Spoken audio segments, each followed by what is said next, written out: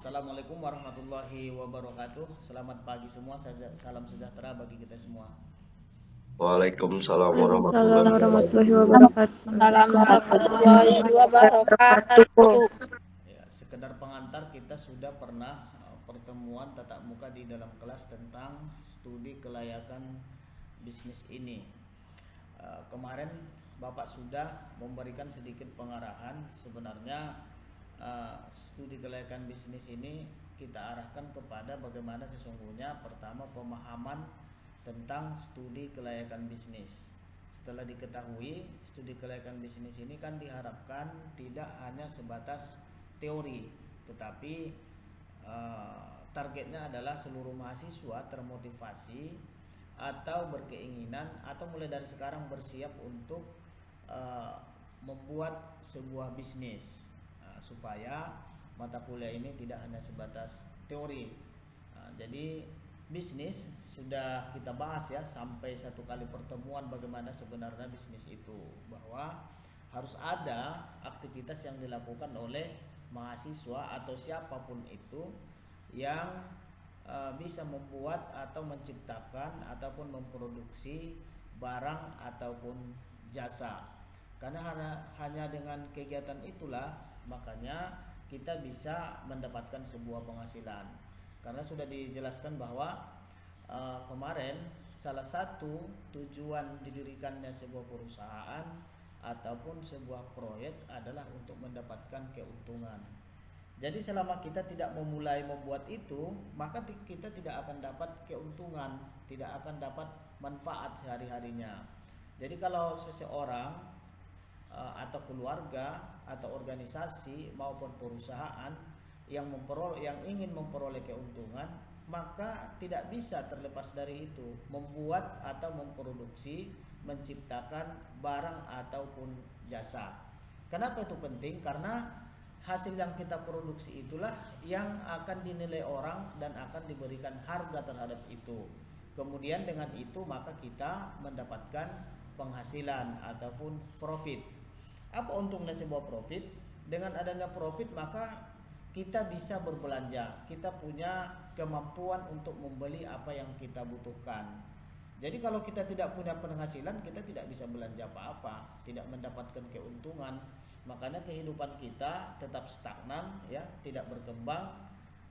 Kalau kemarin Bapak bilang paling tidak bagaimana kehidupan kita sesungguhnya hari ini, ya, dengan kondisi ekonomi, apalagi sekarang coba kita perhatikan harga-harga yang semakin meningkat, ya, hampir semua, ya, di semua kebutuhan, termasuk kebutuhan pokok dan kebutuhan-kebutuhan lainnya itu harga-harga mengalami kenaikan. Jadi tingkat inflasi sangat tinggi.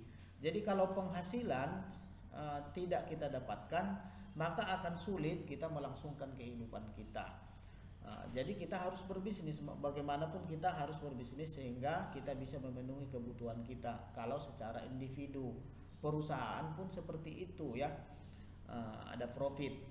Kemudian dijelaskan bahwa selain untuk mendapat keuntungan, ya, dari tujuan perusahaan itu ternyata memang ada perusahaan yang memang tujuannya sifatnya sosial, tidak mengharapkan keuntungan tapi untuk melakukan kegiatan dalam rangka tujuan-tujuan sosial. Misalnya untuk meningkatkan sistem peribadahan orang, untuk meningkatkan sistem pendidikan, untuk memberikan pelayanan kesehatan, itu macam-macam didapatkan oleh atau dilakukan oleh lembaga-lembaga tertentu atau lembaga-lembaga sosial. Itu banyak kita kenal, misalnya ada yayasan-yayasan sosial yang tidak berorientasi kepada keuntungan. Lantas kalau tidak ada keuntungan, bagaimana dia menjalankan usahanya gitu, ya, supaya bisa berjalan sebagaimana mestinya, seperti perusahaan tadi yang berorientasi kepada profit.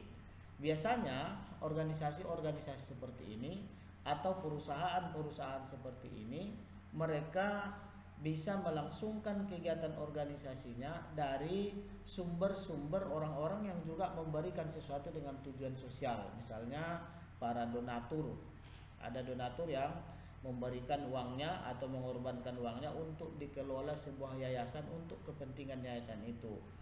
Jadi organisasinya bertujuan sosial, perusahaannya bertujuan sosial, orang yang menjadi donaturnya pun bertujuan sosial. Misalnya dia mengharapkan mendapatkan pahala, nanti dia akan mendapatkan balasan di hari akhirat ya, agar dia bisa menebus dosa-dosanya sehingga diharapkan dia bisa masuk surga. Itu kan tujuannya sangat luhur ya, jadi tidak bisa kita nilai yang seperti itu.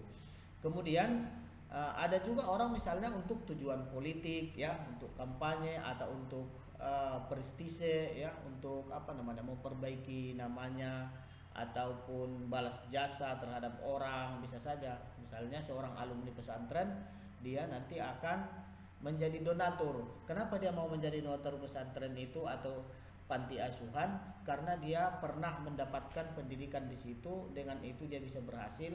Maka ketika dia berhasil, dia akan mau menyisihkan sebagian uangnya terhadap yayasan itu. Nah, itu organisasi yang bertujuan sosial. Pada saat sekarang perusahaan itu sudah mulai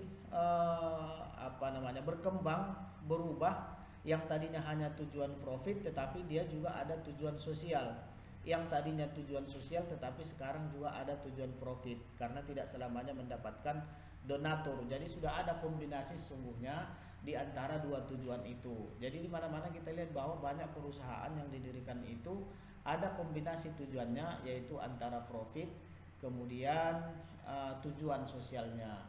Bahkan banyak undang-undang yang sudah dibuat ya, semacam undang-undang peraturan bagaimana sebuah perusahaan yang tadinya berorientasi kepada profit, tetapi didorong mereka supaya memiliki tujuan sosial di lingkungannya itu. Jadi sudah ada yang mengatur dalam bentuk ada CSR ya, istilahnya kepedulian sosial terhadap lingkungan perusahaan, bahwa di mana perusahaan itu bagaimanapun memiliki dampak terhadap lingkungannya, sehingga diharapkan dia juga memberikan advokasi, memberikan pendampingan terhadap masyarakat di sekeliling perusahaan itu, sehingga dengan kegiatan perusahaan di lingkungan itu bisa berdampak positif ya. Misalnya dia bisa memberikan beasiswa terhadap masyarakat setempat, bisa memberikan bantuan kepada orang miskin.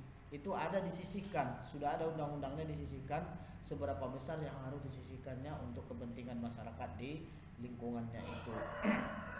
Nah, jadi kalau secara mana sudah terjadi tiga model ya. Pertama, usaha yang akan didirikan itu bertujuan untuk keuntungan semata ya, orientasi profit ya.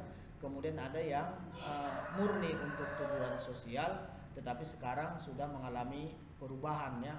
Ada selain tujuan sosial, dia juga mengharapkan ada profit ya, seperti rumah sakit, sekolah, kan orang sudah bayar uang kuliah. Kalau di rumah sakit orang membayar biaya rumah sakit ya. Nah, karena tanpa ada itu tidak akan bisa ya, karena biaya perawatan, biaya operasional yang semakin tinggi. Itu berkaitan dengan yang kita jelaskan. Jadi diharapkan ya mahasiswa ini supaya mengarah ke situ ya, membuat itu, mengerti dulu ketika di awal ingin berbisnis, ingin mendirikan sebuah perusahaan, maka tujuan perusahaan yang akan kita dirikan itu dari awal sudah memang kita rencanakan ya, sudah kita rencanakan. Kalau tadinya sekarang sudah hampir semua memiliki tujuan sosial ya, maka ada baiknya juga seperti itu, walaupun di awal pendirian perusahaan kita harapkan untuk mendapatkan keuntungan. Kemudian sekedar mengulang aja ya, kemarin kita bahas secara bahasa gitu ya, kita jelaskan satu berkata apa itu studi, apa itu kelayakan, kemudian apa itu bisnis. Itulah yang sudah kita bahas satu kali pertemuan tentang pengertian studi kelayakan bisnis secara bahasa. Namun ini yang ditulis oleh Dr. Kasmir ya, dia mendefinisikan, kalau ini definisi, mendefinisikan bahwa pengertian studi kelayakan bisnis itu hampir sama dengan yang kita apakan tadi, yang sudah kita jelaskan itu, bahwa studi kegiatan mempelajari secara mendalam tentang suatu usaha atau bisnis yang dijalankan. Karena studi ya, kemarin ada yang menyatakan mengkaji, membahas atau mempelajari, macam-macam di situ ya. tentang